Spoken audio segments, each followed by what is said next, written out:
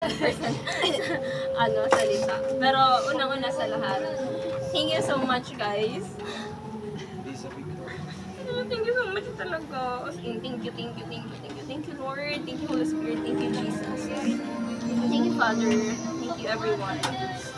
Answered prayer talaga kayo sa akin. Alam niyo kung yung iba pinagpipray kung ano, yung mga love niya. Sana po magustuhan ako nito. Sabi ko prayer ko talaga. Yung Y4J. Alam niyo, for the past 2 years dito sa competition. First year ko, sabi ko, Lord, kung comfort yung pipiliin ko sa CSPC. Lord, kung pipili ako ng malapit kila mama sa family ko, pipiliin ko ang CSPC. Pero Lord, yung calling ko talaga nasa BUP. And sinagot mo yun nung moment na pinasa mo ko na thousands of students gustong makapasok sa BU, tapos isa ako sa nakapasa. And hindi man lang ako nung tinanong ko ni Pastor, Erica, mag-BU ka ba? Sabi ko, opo, Pastor. Sa BU ako kasi alam ko may purpose ako dito. First year, super grabe talaga yung struggle. Unang-una, yung Y4J. Nasa transition pa ng pandemic. Tapos, sobrang hirap. Ang president namin na si Ate Karen, nagkasama kami na ni Ate Karen. Tapos, patulong niya ako. Magkukumustahan na. Tapos, sabi namin Ate Karen, sinong kumustahin natin? Sabi namin, tara tayo maghanap. So, ikot kami buong campus. Kaming dalawa lang. Naghanap kami mismo ang lumalapit sa mga kumustahan. After nun, wala na. Ano yung naging routine ng first year ako, and everyday kumustahan kami, tapos kami lang na officers. And super nag-struggle si 4th year sila, tapos second sem pa noon. Wala na talaga. So parang wala na, may event, kailangan na lang namin gawin kasi yun talaga parang may event na ma-accredit kami. Pag may event, parang wala na talaga. Hindi namin alam kung saan tutunin yung mga attendees. Ganun na yung struggle. First year ko yun, tapos sabi ko, lagi kong iniyak talaga, hindi yung academics ko, kundi yung ministry ko. Sabi ko, Lord, bakit naman ganito? Hindi ito yung ina-expect ng Y4J sa BU. Bakit ko parang ang lala, super inaano mo ako. Prayer lang ako. Tapos nung mag-second year ako, graduate na si Ate Karen. Tapos sabi ni Paz, Erica, okay na ba sa'yo maging president? As in sabi ko, hindi ako na nagdalawang isip, sabi ko yes, kasi unang-una yun ang purpose ko talaga dito. And thank you kay Ate Angel, sabi niya kanina, minsan dalawa lang kami, as in totoo talaga yun. Nandyan kami sa SB, nandyan kami sa GC, guys, asan na kayo? Walang pumunta, kaming dalawa. Sabi, Ate Angel, magkukumustahan ba tayo? Sabi niya, mag-prayer na lang tayo, Erica. Prayer kami. Tapos, naalala ko na, pag nagpupost ako, nung first year kami, wala kaming booth. Kasi wala nga talagang gagalaw, walang Y4J. Lang sa manpower. Kami nun lang ni Ate Karen, nag-evangelism kami ng isa-isa. Ayun, yun ang ginagawa namin. Pag second year namin yung wala kaming tent. Tapos sabi namin, saan na kami noon? Pero dito kami napunta nun sa student lounge and super, wala talaga, as in, pag mag-share nga, alos ako, si Ate Angel yung mga nag-share lang. Tapos alos, wala talaga. Para lagi, tapos right after event, lagi akong umiyak na lang ako. Ano ko ba yung promise mo sa akin na ministry ko? Parang wala naman Lord nangyayari. Pero alam niyo, ginawa ko for the 2 years, kada devotion ko, kada prayer ko, lagi kong nakasulat sa notes ko. Sabi ko, padagos lang. Sabi ko, Lord, kahit mahirap, pagkapatuloy. Lagi yan, kaya ko mabasa din yung devotion ko. Lagi yan, naka-highlight yan palagi. Sabi ko, padagos lang. Tapos lagi, yun ang letter ko lagi kay Lord, sabi ko magpapatuloy ako kahit anong mangyari.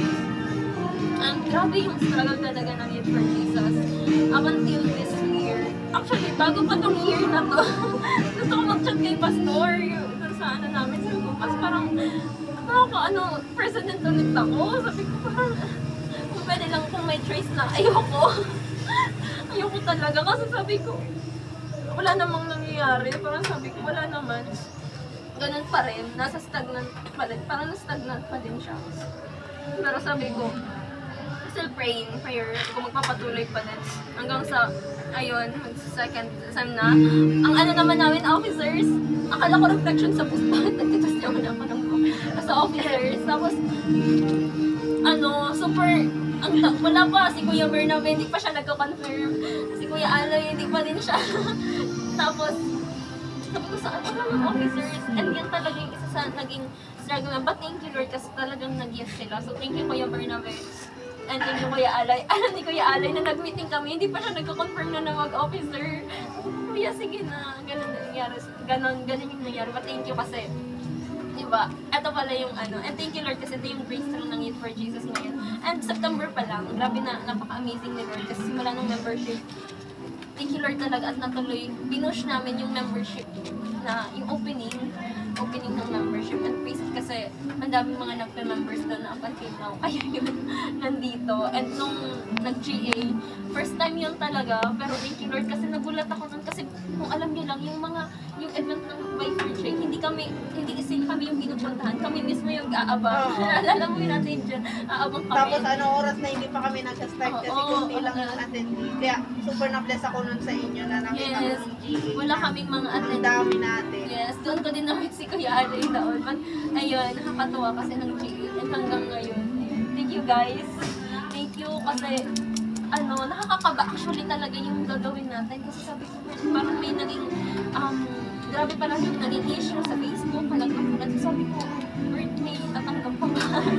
Hindi naman ako nagtanong, pero sabi ko parang nakakakaba. Na sabi ko, what if ganito yung mangyari? So medyo may mga ina-expect ako. But thank you Lord kasi ito yung una ko din na pag-evangelize na lahat tumanggap kay Jesus. Ito na lang siya. And alam niyo talaga, Dito ka na. nakakatuwa. Kaya tila dito, nakakatuwa na ang daming tao tumanggap kay Jesus Christ. Ngayon, palakpakan natin si Jesus. Next song para kay Ay, oo pala, Ate Yani. And thank you sa inyo. Thank you sa, kasi nag-i-insta naman kayo. Thank you, Rika. Kanina kasi Ito daw din, first umiiyak. time ito mag-share ng Record mo daw umiyak. Umiyak kami Kaya lahat. mag-share ka ng video. Umiiyak. Wala magpapawin. Sige na, sige na. muna yan. Ito na lang. Wala kayo nainig tuloy. Actually, yung ibang planado tong booth.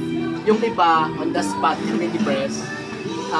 Yung about dito sa mga booth, yan mga ganyan gagawin. Planado yan kasi may mechanics din kasi kailangan din niyang ipasa.